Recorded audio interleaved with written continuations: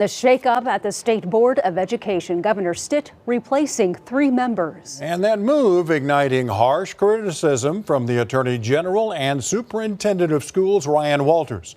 But tonight, the governor explains why he did it. News 4's Dylan Brown is at the Capitol.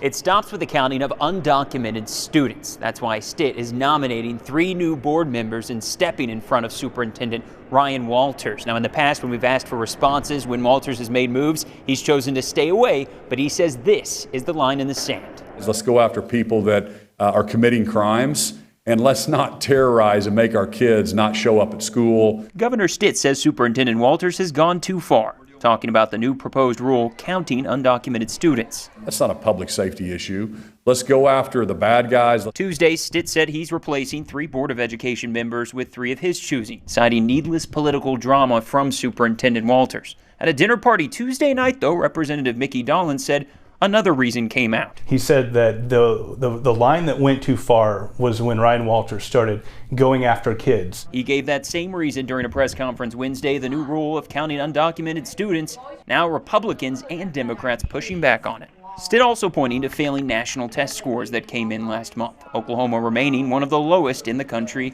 education-wise. They're not doing a good job in education. I'm going to step in and do what I can to try to fix it. Walters not responding to any of that, instead saying, I'm surprised the governor is willing to pay $450 million towards illegal immigrants in Oklahoma.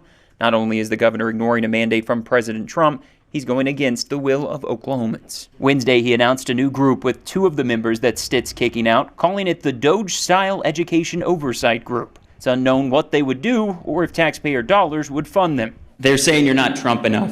I guess what's your response to that? These guys are running for their next office. They're playing politics. There have been thousands of dollars spent on lawsuits surrounding Walters, ethics investigations, and more. When asked in the past about Walters, the governor said he's the people's choice and he won't step in. So why now? Why now? I guess it's when you're picking on kids. I guess when you're using them as political pawns. I guess when you're starting to make my state nervous about something that's just pretty normal.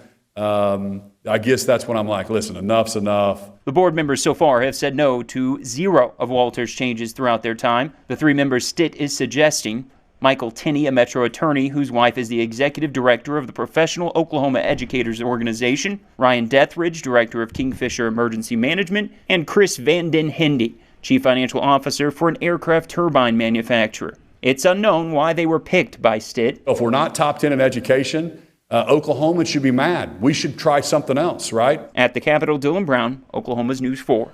All right, Dylan, thank you. Now, we sent several questions to a spokesperson at the Oklahoma State Department of Education earlier today, but they didn't answer any of them.